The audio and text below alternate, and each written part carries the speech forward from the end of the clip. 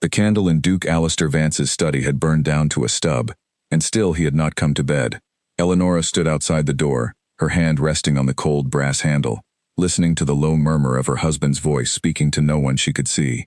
She did not knock. She never knocked. In 3 years of marriage, she had learned that some doors were better left closed. It was the night his mother, the elder Duchess Beatrice, had made her announcement at supper, calm as if she were remarking on the weather.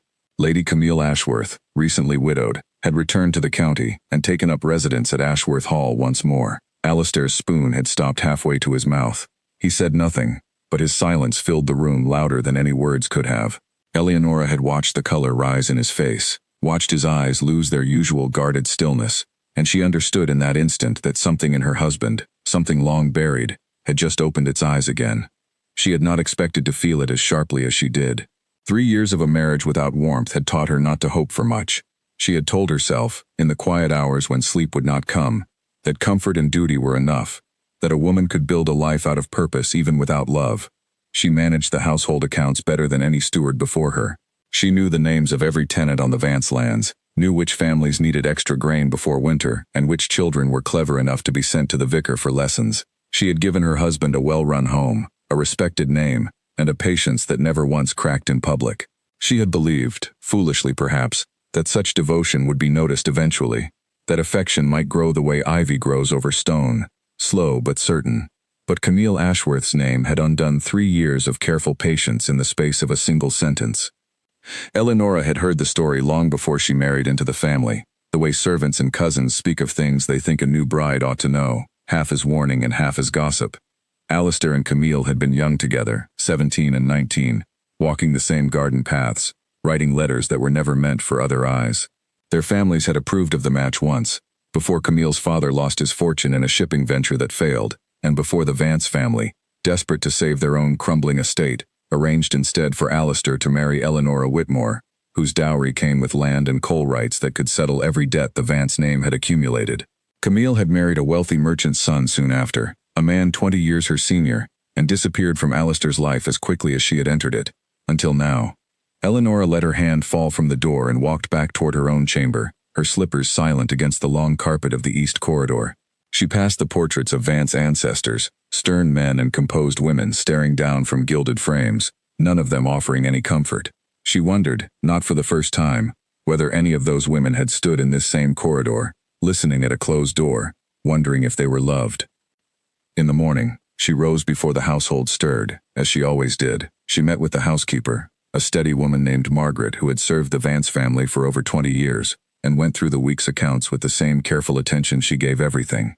Margaret noticed the shadows beneath the Duchess's eyes but said nothing beyond a gentle offer of tea. Eleonora accepted it gratefully.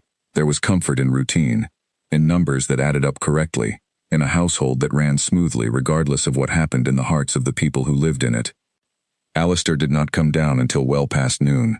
When he did, he was dressed for riding, his boots polished, his coat freshly brushed, an urgency in his movements that Eleonora had not seen from him in a long time. She was seated in the morning room, going over correspondence, when he paused at the doorway. "I am calling on Ashworth Hall," he said. "Lady Camille has lost her husband. It would be unkind not to offer condolences, given our family's old friendship." Eleonora kept her eyes on the letter in her hand. "Of course," she said. "Give her my sympathies as well." He nodded once, as if her permission had been necessary, though she had not truly given any, merely acknowledged what he had already decided. She listened to his footsteps fade down the hall, heard the front door open and close, heard the horse's hooves on the gravel drive grow distant. Only then did she allow herself to set down the letter and press her fingers briefly against her closed eyes. She was not a woman given to weeping, and she did not weep now, but something inside her, some small and stubborn hope she had not fully admitted to carrying, folded quietly in on itself. The days that followed took on a strange rhythm. Alistair rode to Ashworth Hall with increasing frequency, always with some reasonable explanation ready before Eleonora had even asked for one. Condolences that turned into discussions of estate matters, since Camille's late husband had left his affairs in some disorder. Discussions of estate matters that turned into long afternoons Alistair did not account for at all. Eleonora noticed, the way a woman notices small things when she has spent years paying careful attention to everything around her, that her husband had begun humming to himself again, a habit she remembered him having only in the earliest days of their marriage, before it had worn away entirely. She said nothing. She told herself that jealousy was an unattractive thing, that a duchess did not lower herself to petty suspicion over rumors and glances. She busied herself instead with the tenants, with a widow on the northern edge of the estate whose roof had begun to leak, with a young girl from the village who showed a remarkable gift for arithmetic and deserved better instruction than the local schoolmaster could offer. She threw herself into these small acts of care the way another woman might throw herself into anger, finding in them a kind of quiet dignity that no one could take from her. But dignity, she was learning, could not fill an empty house.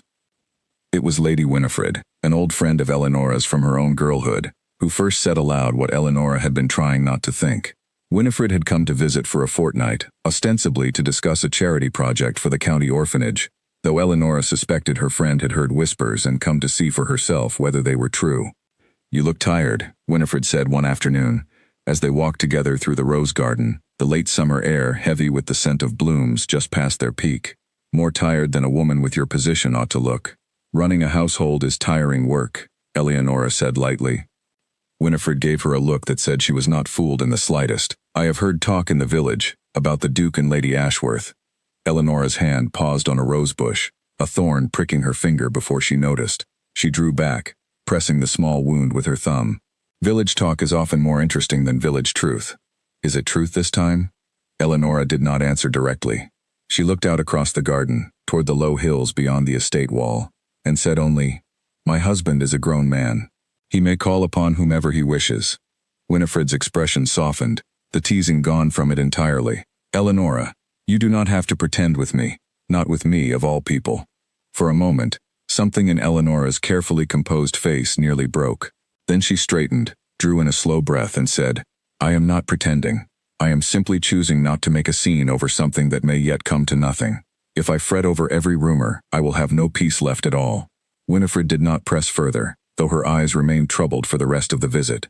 When she departed a week later, she embraced Eleanora longer than usual and said quietly, near her ear, "Whatever happens, you are not without friends. Remember that." Eleanora thanked her and watched the carriage roll away down the long drive, and told herself that Winifred's concern was unnecessary. She told herself this several more times over the following days, as though repetition might make it true. But the evidence continued to gather, small piece by small piece, the way frost creeps across a window without anyone seeing the exact moment it happens. Alistair began dining out more often, always at some acquaintance house where, Eleanora later learned, Camille had also been a guest. He grew short-tempered when questioned about his schedule, something he had never been before, since in the early days of their marriage he had at least offered the courtesy of full explanations, even if they were given without warmth. Now the explanations grew thinner, and his patience for offering them grew thinner still. One evening, returning later than usual, he found Eleanora still awake in the drawing room, a book open on her lap though she had not turned a page in an hour. He looked, for a brief moment, almost guilty, before his expression smoothed back into practiced calm. "You needn't wait up for me," he said. "I was not waiting," she replied, closing the book. "I simply was not tired." He crossed to the sideboard and poured himself a small glass of brandy, his back to her. "Camille has asked my advice on the coal rights beneath the Ashworth land. Her husband left the matter unresolved, and she has no one else to turn to for guidance in these affairs." "That is generous of you to offer your time," Eleanora said, and she meant it to sound simple, unweighted, but something in her voice must have carried more than she intended, because he turned to look at her properly for the first time since entering the room. "You disapprove," he said. "I did not say that." "You did not need to." Eleanora set the book aside and rose from her chair, smoothing her skirts with hands that were steadier than she felt. "I would only ask, Alistair, that whatever you decide it honestly. I am not a fool, and I would rather know a difficult truth than live inside a comfortable lie." For a long moment he said nothing at all. The clock on the mantel ticked between them, marking the silence in slow, deliberate beats. She watched something flicker across his face, something that might have been guilt, or might have been the beginning of an honesty he was not yet ready to offer. Then it passed, and he simply said, "You are imagining difficulties that do not exist," before finishing his brandy, and retiring to his study once more, leaving her standing alone in the drawing room, with the fire burning low, and her question unanswered. She did not sleep well that night. She lay awake listening to the old house settle around her, the familiar creaks and sighs of a home that had never quite become hers, and she thought about the years ahead, stretching out like a long corridor with no warmth at the end of it. She thought about the tenants who called her kind, the servants who trusted her judgment, the ledgers she balanced with such careful precision. And she wondered whether any of it mattered, if the man she had built this life beside could not offer her the simple courtesy of honesty. By morning, she had made no decisions, reached no conclusions, resolved nothing at all. But something had shifted quietly within her, some old and patient hope finally beginning, after 3 long years, to let itself go. She rose, as always, before the household stirred, and went about her duties with the same steady composure she always showed the world. But for the first time, as she walked the familiar corridors of Vance Hall, she found herself looking at the house not as her home, but as a place she was merely passing through, waiting to see what would happen next, and wondering, with a quiet and growing clarity, what she would do if the answer was not one she could bear to live inside. Lady Camille Ashworth arrived at the county assembly rooms 3 weeks later dressed in deep gray, the appropriate color for a widow only just beginning to re-enter society.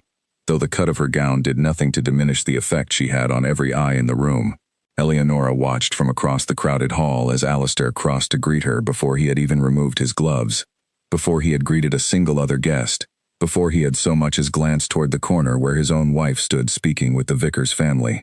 It was a small thing, perhaps. A man greeting an old friend at a public gathering was hardly scandalous on its own. But small things, Eleonora had learned, had a way of accumulating into something impossible to ignore.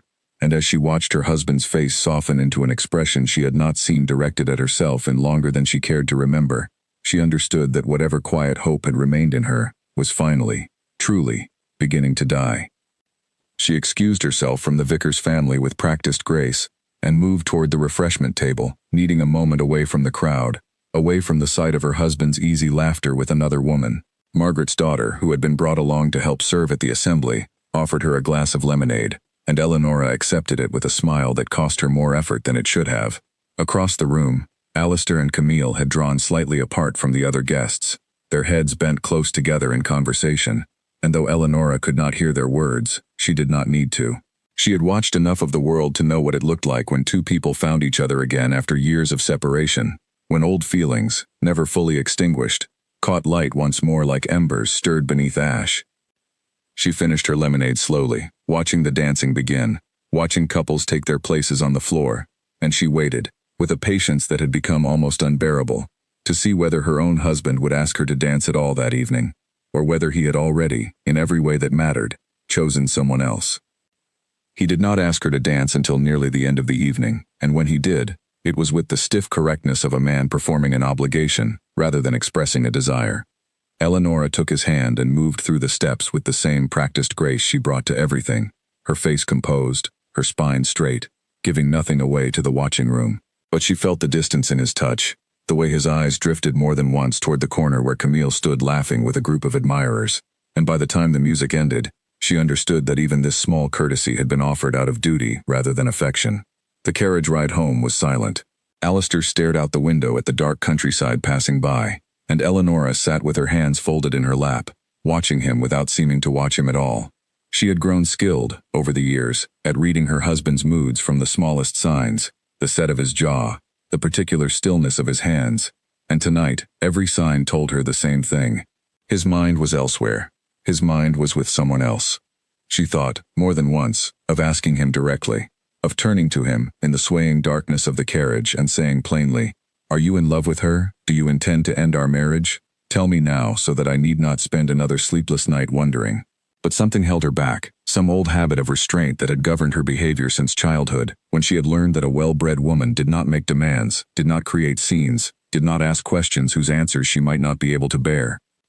So she said nothing, and the carriage rolled on through the dark, and when they arrived home, Alistair retired to his study, without so much as a good night, and Eleonora climbed the stairs alone to a bedroom that had felt increasingly like a stranger's room over these past weeks. The following months brought no relief. If anything, the pattern only deepened.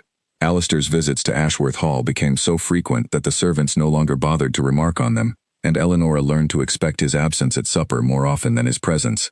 She filled her days with the work she had always done, the accounts, the tenants, the correspondence, and she told herself, with the same stubborn discipline she applied to everything, that she would not allow her husband's choices to diminish her own sense of purpose.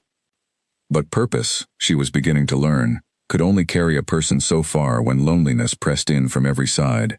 It was Margaret who first brought her the news that could no longer be dismissed as mere rumor. The housekeeper came to her one gray morning in early autumn, her face carefully arranged into the neutral expression of a servant delivering unwelcome information, and told her, with evident reluctance, that she had overheard two of the stable hands discussing a commission the Duke had recently placed. A portrait, they said, to be painted in memory of Lady Ashworth's late husband, funded entirely at the Duke's expense, though the artist had been instructed to keep the matter discreet. Eleonora sat very still when she heard this, her hands folded on the desk before her, the morning's correspondence forgotten. "Thank you for telling me, Margaret," she said finally, her voice steady, though something inside her had gone cold and quiet. "You need not concern yourself further with the matter." Margaret hesitated at the door, wringing her apron slightly between her hands. "Your Grace," she said, "forgive my forwardness, but the household has noticed. We have all noticed. It is not my place to say more than that, but I could not in good conscience keep it from you any longer." Eleonora managed a small, grateful smile. "You have done nothing wrong in telling me, Margaret. I would rather know difficult things than be kept comfortable in ignorance." After the housekeeper left, Eleonora remained at her desk for a long while, staring at nothing in particular. A portrait, commissioned quietly, funded from what she now understood must be their shared household accounts, though she had seen no record of such an expense in the ledgers she herself maintained, which meant Alistair had drawn the funds through some other channel entirely, deliberately keeping it hidden from the very records his wife oversaw. The thought of it settled in her chest like a stone, heavy and undeniable. She thought of confronting him that very evening, of laying the matter plainly before him and demanding an explanation he could not evade. But when the opportunity came, when he returned home just before supper and greeted her with his usual distracted courtesy, she found herself unable to summon the words, not from fear exactly, but from a strange and quiet exhaustion, the sense that she had asked enough gentle questions already, and received nothing but silence and denial in return. She was tired of asking questions whose answers she already knew. Instead, she asked only one thing, quietly, as they sat together at the long dining table, with its careful arrangement of candles and silver, the distance between their two chairs feeling wider than it ever had before. "Alistair," she said, "I would only ask you to be honest with me. Whatever is happening between you and Lady Ashworth, I would rather hear it from your own lips than piece it together from servants' gossip and hidden accounts." His fork paused above his plate. For a moment she thought he might actually answer her, might finally offer the honesty she had been quietly begging for since the night his mother first spoke Camille's name at supper. His eyes met hers across the table, and something passed through them, some flicker of the young man she had married, uncertain, and perhaps even ashamed. But then it closed over again, the way a door closes when someone decides, deliberately, not to walk through it. "There is nothing to be honest about," he said, returning his attention to his plate. "You are allowing rumor to trouble you unnecessarily." "Am I imagining the portrait then? The commission you funded outside our household accounts?" His jaw tightened, and for the first time in their marriage, Eleonora saw genuine anger flash across her husband's face, not directed at Camille, not directed at the gossiping servants, but at her, for daring to ask the question aloud. "You have no right to question my private dealings," he said, his voice low and hard. "I am the Duke of this estate. I do not answer to my wife for every expenditure I choose to make." The words landed like a physical blow, though she did not flinch outwardly. 3 years of careful management, of balanced ledgers and well-run households, of quiet devotion offered without complaint. And this was the answer she received when she finally asked, plainly, for honesty, not tenderness, not even simple respect, only the cold reminder of his authority, wielded like a weapon against the one question she had never before dared to ask. She set down her own fork, her hands perfectly steady, though something within her had gone very still and very quiet, the way a room goes still in the moment before a storm truly breaks. "You are right," she said. "You do not answer to me. I had simply hoped, foolishly perhaps, that a marriage might offer more than mere obligation and silence." She rose from the table before he could respond, before the anger in his face could shift into something else, whether apology or further defense she did not wait to discover. She walked from the dining room with the same measured grace she brought to every public moment of her life, and it was not until she reached the privacy of her own chamber that she allowed her composure to finally waver, sinking onto the edge of her bed with her hands pressed against her mouth, holding back sounds she refused to let the house hear. She did not weep for long. She never did. But in the quiet that followed, something within her settled into a new and unfamiliar clarity. She had spent 3 years believing that patience and devotion might eventually be rewarded, that if she simply endured long enough, Warmth would find its way into a marriage built on nothing but convenience and debt. She understood now, with a certainty that felt almost peaceful in its finality, that she had been waiting for something that was never going to come. In the weeks that followed, she did not raise the subject of Camille Ashworth again. She did not confront Alistair about the portrait, or the increasingly frequent absences, or the whispered talk among the servants that grew bolder with each passing week. She simply began to watch, with the same careful attention she gave to everything, gathering small pieces of understanding the way she once gathered figures for the household ledgers, adding them up quietly in her mind, until the sum became impossible to ignore. She noticed that Alistair had begun keeping a second set of correspondence, letters he did not leave for her to see as he once had, tucked instead into a locked drawer of his desk. She noticed that his mother, the elder Duchess Beatrice, had grown newly warm toward Camille in a way that suggested the older woman had already begun preparing herself for a change in the family's circumstances.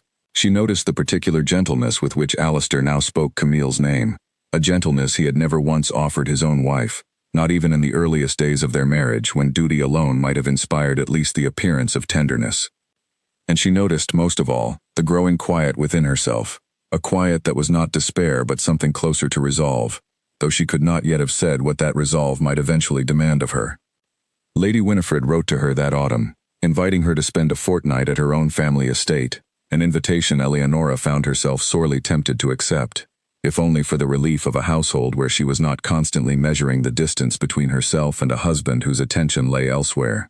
But she declined, for reasons she could not entirely explain even to herself, some stubborn instinct telling her that whatever was coming, she needed to face it here, in the house she had spent 3 years learning to run, rather than fleeing from it before she fully understood what it was she would eventually have to decide.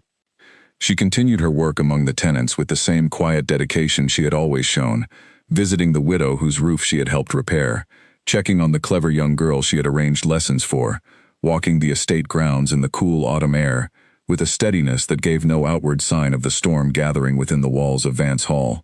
The tenants, who knew nothing of the tensions above them, continued to greet her with the warmth and respect she had earned, through years of genuine care, and in their simple gratitude she found a strange kind of comfort, a reminder that her worth as a person did not depend entirely on whether her husband chose to see it.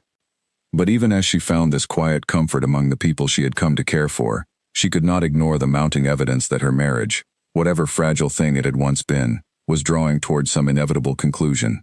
Winter approached, bringing with it the cold clarity of a season that strips away pretense, and Eleonora found herself, more and more, preparing quietly for whatever that conclusion might demand of her, gathering not just understanding but a kind of strength she had not known she possessed, a strength that would soon be tested in ways she could not yet fully imagine.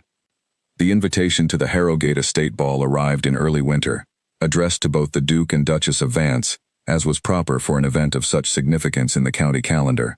Eleonora read the elegant script twice, running her fingers over the embossed crest at the top of the card, and felt a strange calm settle over her, the calm of a person who suspects, without yet knowing for certain, that some important reckoning is approaching. She spent longer than usual preparing for the evening, not out of vanity, but out of a quiet determination to face whatever the night might bring, with as much dignity as she could summon. Her maid dressed her hair carefully, arranging it in the elegant style befitting her rank, and she chose a gown of deep blue silk that had been a gift from her own mother years before her marriage, a color that had always given her a sense of quiet strength whenever she wore it. She studied herself in the mirror for a long moment before descending the stairs, searching her own reflection for some sign of the uncertainty she felt within, but finding instead only the composed face of a duchess who had learned, through long practice, to hide her heart from public view. Alistair waited for her in the entrance hall, dressed in his formal evening coat, and for a moment, as their eyes met across the space between them, something almost tender passed between them, a flicker of the connection that might have grown between two people thrown together by circumstance rather than choice, had circumstances been kinder. He offered her his arm, as propriety demanded, and she took it, and together they rode to Harrogate Hall in a silence that was not quite as cold as it had been in recent months, though neither of them spoke a single word the entire journey.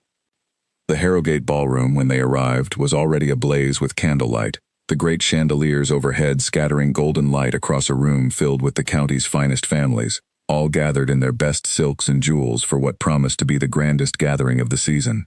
Eleonora moved through the receiving line with practiced grace, greeting old acquaintances, accepting compliments on her gown, offering her own in return, all the while aware, with a heightened sense that seemed to sharpen every sound and movement in the room, of exactly where in the crowd Camille Ashworth stood.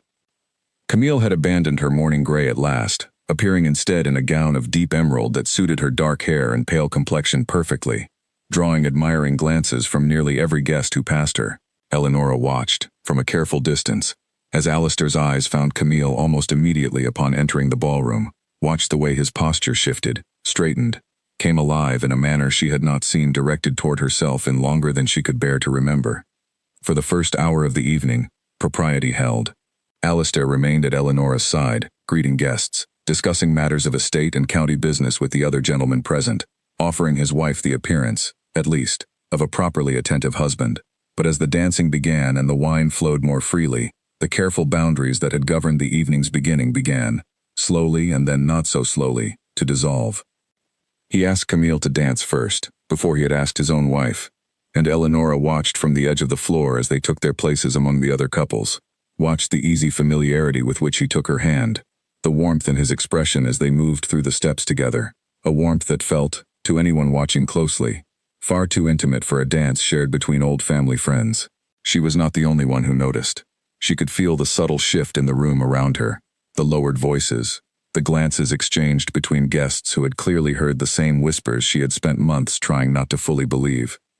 She danced once with an elderly cousin of the Harrogate family, a kind but tedious gentleman who spoke at length about his hunting dogs, and she smiled and nodded in all the right places, while her attention remained, despite her best efforts, fixed on the sight of her husband and Camille dancing a second time before the evening was even half finished. Twice in one evening was no longer the behavior of old friends renewing an acquaintance. Twice in one evening, before the eyes of the entire county, was a statement, whether Alistair intended it as one or not. The final blow came not from the dancing itself, but from what followed. Eleonora had stepped briefly onto the terrace, seeking a moment of cool air away from the crowded ballroom, when she overheard two women she recognized as distant relations of the Harrogate family, speaking in low voices near the terrace doors, unaware of her presence in the shadows nearby. "Did you hear?" one of them was saying, her voice pitched just low enough to seem discreet, though it carried perfectly in the quiet night air, "that the Duke intends to seek an annulment? They say the marriage was never truly a marriage at all, not in the way that matters, and that Lady Ashworth has all but been promised his name once the matter is settled." "An annulment," the second woman repeated, her tone carrying a mixture of scandal and delight. "After 3 years? Surely that would raise questions. His mother has already begun speaking of it as though it were settled. She introduced Lady Ashworth to several of the older families tonight, as though the woman were already family. I do not think it will be long now." Eleonora stood perfectly still in the shadows of the terrace, the cold night air suddenly feeling colder still, as though it had reached inside her and touched something she had been trying, for months, to keep protected. She had suspected, of course. She had gathered the pieces one by one, the portrait, the secret correspondence, the increasing warmth of the elder Duchess toward Camille. But suspicion and confirmation were entirely different things, and hearing the words spoken so plainly, by strangers who clearly considered it common knowledge, struck her with a force she had not fully prepared for. She did not return immediately to the ballroom. She stood in the darkness of the terrace for several long minutes, breathing slowly and deliberately, forcing her composure back into place piece by piece, the way she had learned to do throughout her years as Duchess, presenting a calm face to a world that rarely cared to look beneath it. When she finally felt steady enough to return, she did so with her head held high, her expression revealing nothing of what she had just heard. But inside the ballroom, the evening had grown worse still. She found Alistair standing with his mother and Camille near the refreshment table, the three of them engaged in easy, laughing conversation, and as Eleonora approached, she watched the elder Duchess Beatrice place a hand affectionately on Camille's arm, and say, with a warmth Eleonora had rarely if ever received from her mother-in-law, "You must come to Vance Hall for the Christmas gathering this year, my dear. It has been far too long since we had proper family close at hand." The word family struck Eleonora with quiet precision. Not friend, not neighbor. Family. Alistair, standing beside his mother, did nothing to correct the implication. He simply smiled and nodded, and said something about looking forward to it, and it was in that moment, watching her husband fail even to glance in her direction as his mother spoke of Camille as though she already belonged among them, that Eleonora understood, with a clarity that felt almost like relief after months of uncertainty, exactly where she stood in her own marriage. She stood nowhere at all. She had become, in the eyes of her husband and his family, little more than an obstacle to be quietly removed, a formality that had outlived its usefulness now that the debts her dowry once settled were long since paid. She did not make a scene. She had promised herself, months ago, that whatever happened, she would not lower herself to public displays of grief or anger, would not give the gossiping women of the county the satisfaction of watching her composure finally break. She simply approached the small group with the same steady grace she brought to every social occasion, greeted Camille with perfect civility, complimented the elder Duchess on the evening's arrangements, and excused herself shortly afterward, claiming a headache that was not entirely a lie. Alistair barely seemed to notice her departure. He offered a distracted farewell, his attention already returning to the conversation at hand, and Eleanora walked from the ballroom with her chin held high, and her heart breaking quietly beneath a composed exterior that had never once, in 3 long years, failed to hold. The carriage ride home was made alone, as Alistair chose to remain longer at the gathering, a decision that would once have wounded her more deeply than it did now. She sat in the swaying darkness of the carriage, watching the winter countryside pass by beneath a clear, star-scattered sky, and found, to her own quiet surprise, that the tears she had expected did not come. What came instead was something steadier, something that felt almost like the beginning of clarity after a long and disorienting fog. She thought of the years she had given to this marriage, the ledgers balanced, the tenants cared for, the countless small kindnesses offered in her husband's name that he had never once acknowledged or even noticed. She thought of the patience she had shown, the honesty she had asked for and been refused, the quiet dignity with which she had endured months of watching another woman slowly take her place in her husband's affections and his family's regard. And she thought, for the first time with real seriousness, of what her life might look like if she simply stopped waiting for a change that was never going to come. By the time the carriage reached Vance Hall, Eleanora had made no formal decision, reached no firm conclusion about what she would do next. But something within her had shifted permanently, the way a river shifts course after a long season of steady rain, quietly and without fanfare, until one day the old path is simply no longer the one the water follows. She entered the great house in silence, dismissed her maid for the evening, and sat alone in the study she had managed so faithfully for 3 years, surrounded by the ledgers and correspondence that represented the only tangible proof of everything she had given to this family. She did not write an angry letter. She did not compose accusations or demands. She simply sat, in the quiet of the late hour, and began, with the same careful precision she brought to every task she undertook, to think through what leaving would actually require, what she would need to take, what she would need to leave behind, and how a woman might begin, after everything, to build a life that belonged entirely to herself.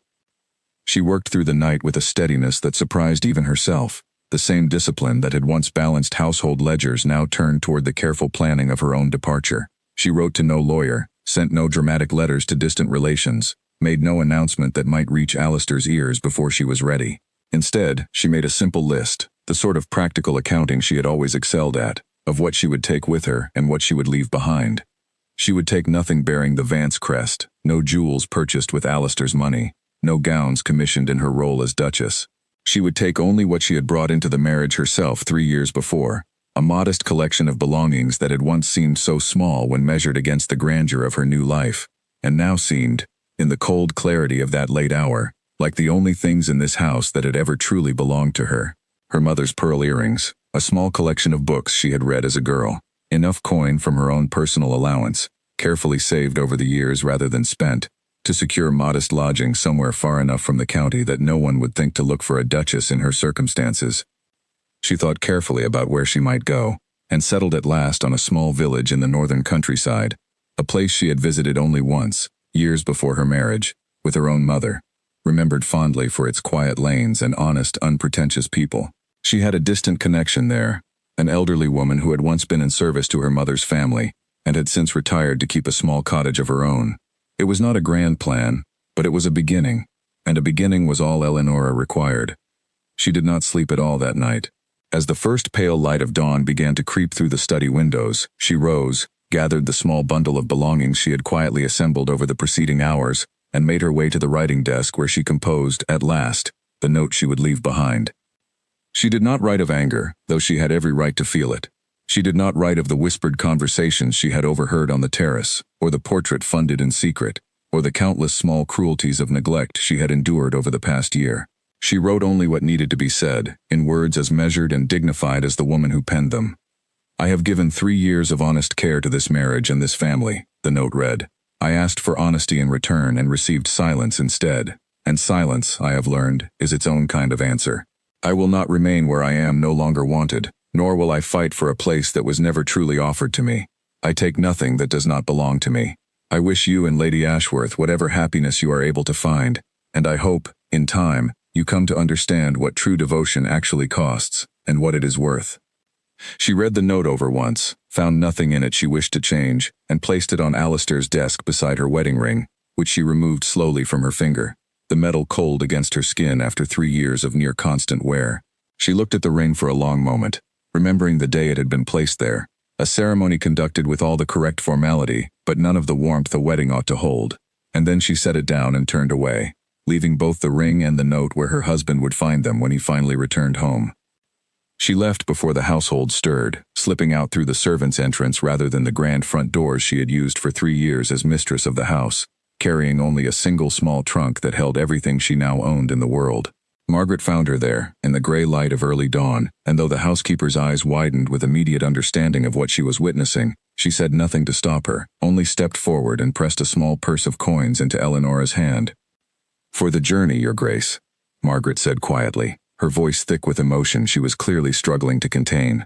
"You have been the finest mistress this house has known in all my years of service. I will not forget your kindness, and I will pray for your safety and happiness wherever you go."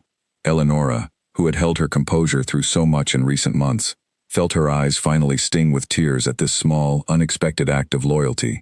She embraced the older woman briefly, thanked her with words that felt entirely inadequate to the gratitude she felt, and then stepped out into the cold morning air, walking down the long drive of Vance Hall for what she understood, with quiet certainty, would be the last time.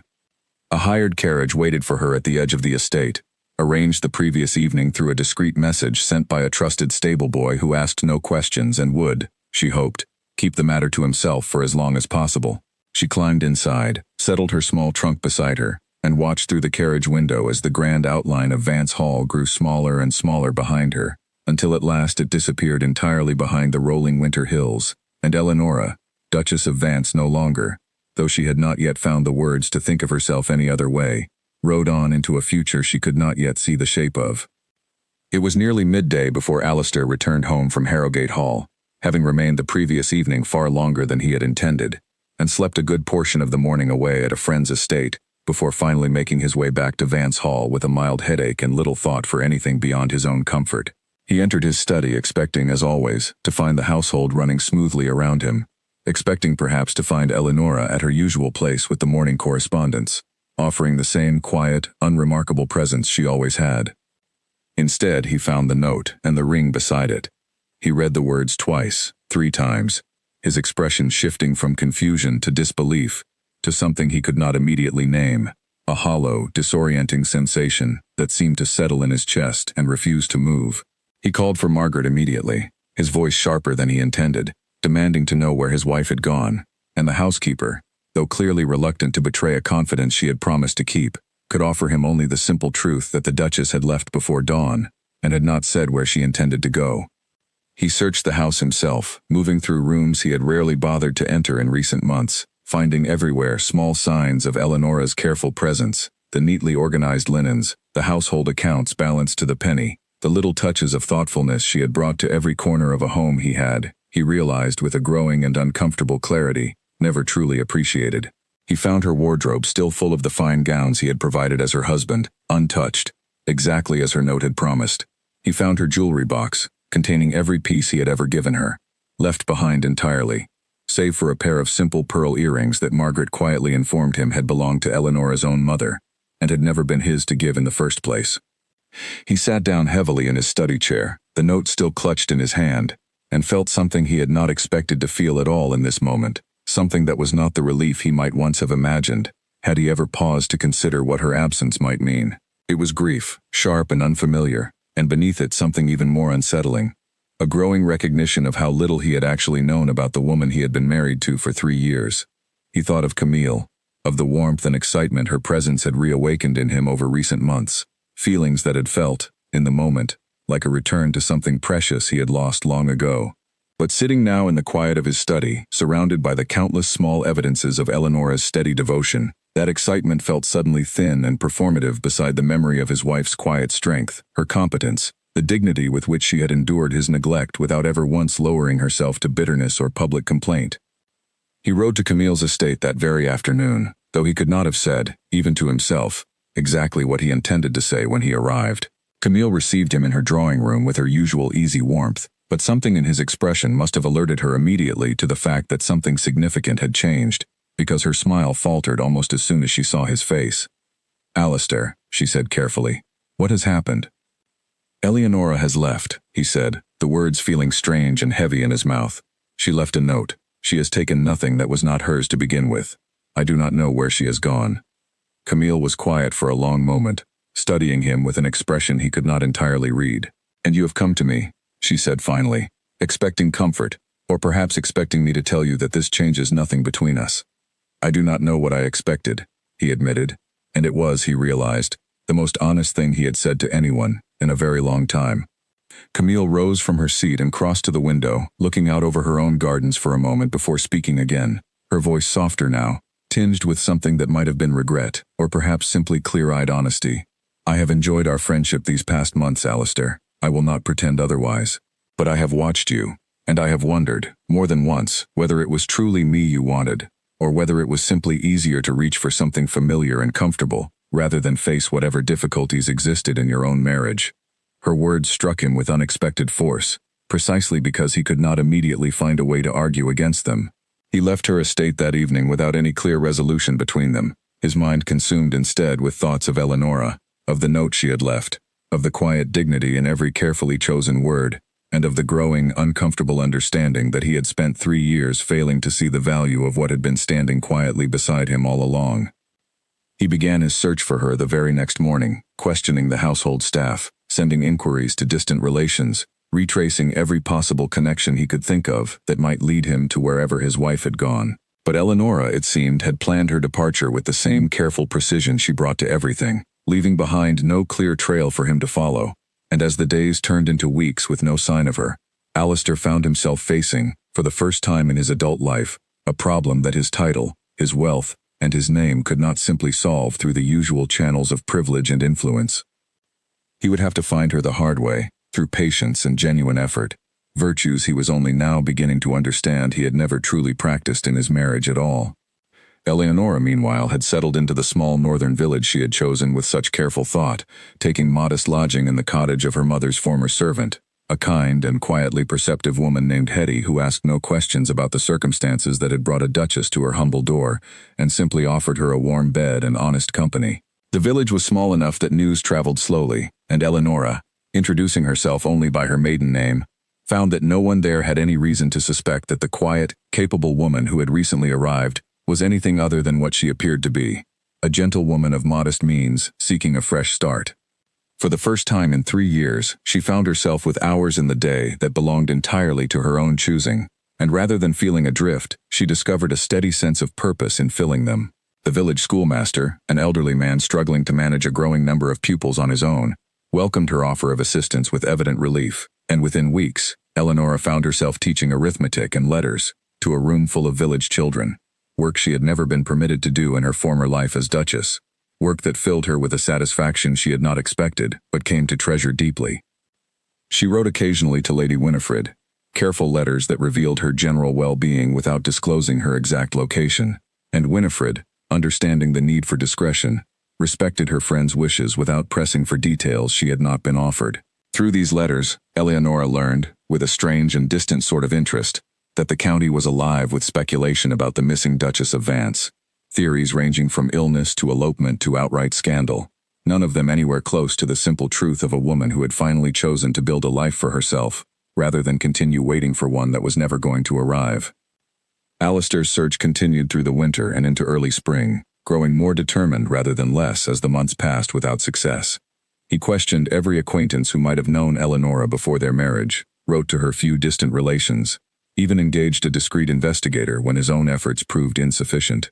It was through this investigator, finally, that he learned of the elderly servant named Hetty, once employed by the Whitmore family, now living quietly in a small northern village, and the trail, thin as it was, finally offered him something concrete to follow. But before he set out to find her, he spent considerable time simply sitting with what he had learned about himself over these past difficult months, and it was not a comfortable process. He reviewed, with an honesty he had avoided for years, the full measure of what Eleonora had quietly carried during their marriage. He discovered, going through the household accounts she had left so meticulously organized, evidence of debts she had settled from her own personal allowance, without ever mentioning it to him, small kindnesses to tenants performed entirely in his name, that he had never once acknowledged or even noticed.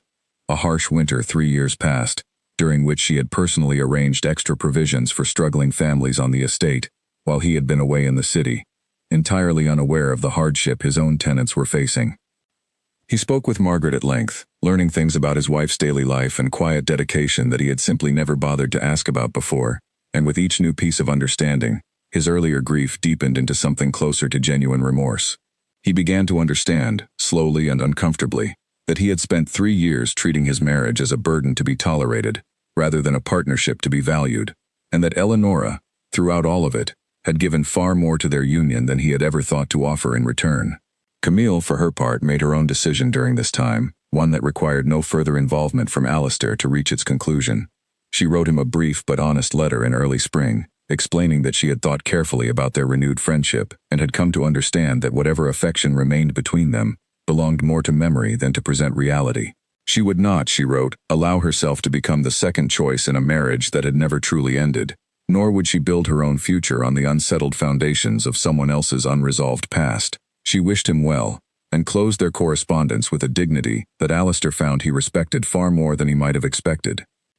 By the time he finally set out for the northern village where Hetty's cottage stood, Alistair had spent months reckoning honestly with his own failures, and he arrived not as a duke expecting his wife's immediate forgiveness, but as a man who understood, at last, exactly how much he had taken for granted, and how little he had actually earned the right to ask for her return.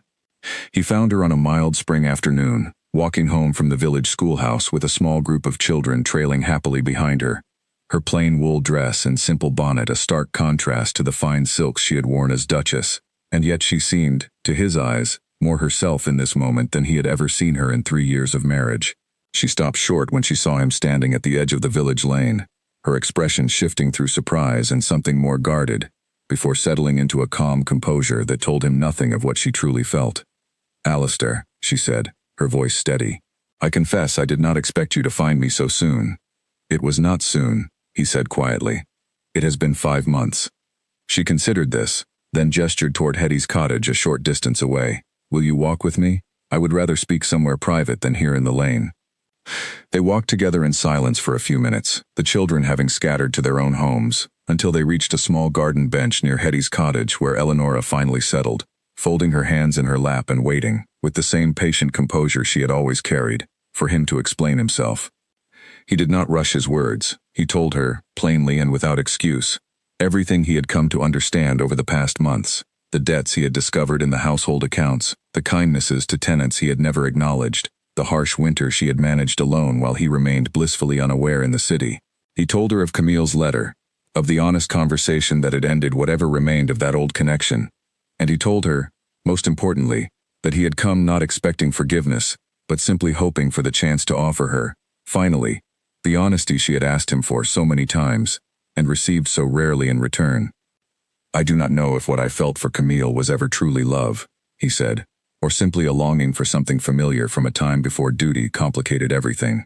But I know now that whatever it was, it does not compare to what I failed to see standing quietly beside me for 3 years. I was not honest with you, Eleonora, and worse than that, I was not grateful for you, and I understand now that both of those failures cost me something I did not know how much I valued until it was gone." Eleonora listened to all of this without interrupting, her expression carefully unreadable, and when he finally finished speaking, she was quiet for a long moment, looking out over the small garden with its early spring blooms just beginning to open. "I spent 3 years," she said finally, "believing that quiet devotion would eventually be noticed, that patience alone would be enough to build something real between us. I know now that devotion offered without honesty in return is simply another word for waiting, and I have done enough waiting to last a lifetime. I understand if you cannot forgive me," he said. "I do not ask you to return to Vance Hall out of any obligation. I have come only to tell you the truth. Finally, since you asked so many times and I refused you every time before." She turned to look at him then, studying his face with an attention that felt, for the first time in their long acquaintance, genuinely searching rather than merely dutiful.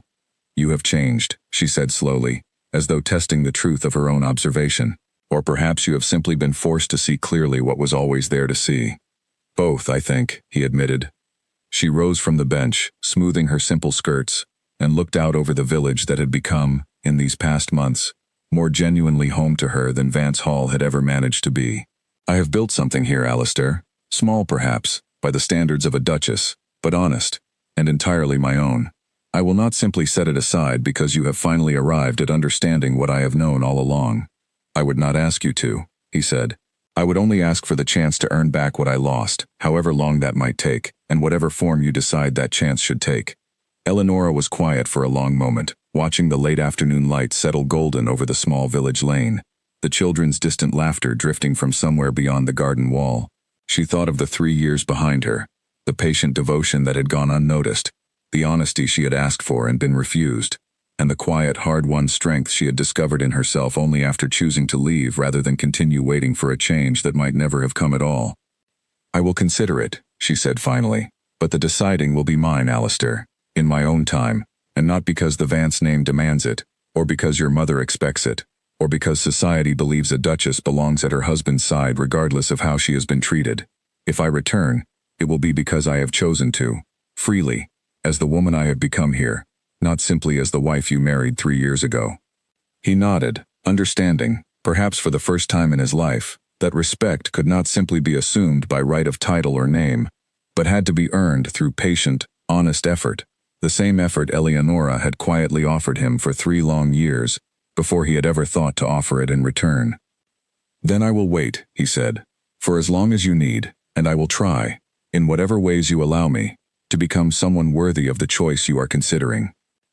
She studied him a moment longer, and though she offered him no promises that afternoon, no immediate assurance of reconciliation, something in her expression had softened slightly, some small crack of possibility opening where before there had been only quiet, resolute distance. She turned and walked back toward Hetty's cottage, leaving him standing alone in the golden spring light, and though neither of them could yet say how their story would ultimately end, both understood, with equal clarity, that whatever came next would be built not on duty or obligation, but on the harder, more honest foundation of choices freely made, and trust that would have to be earned all over again, one patient day at a time.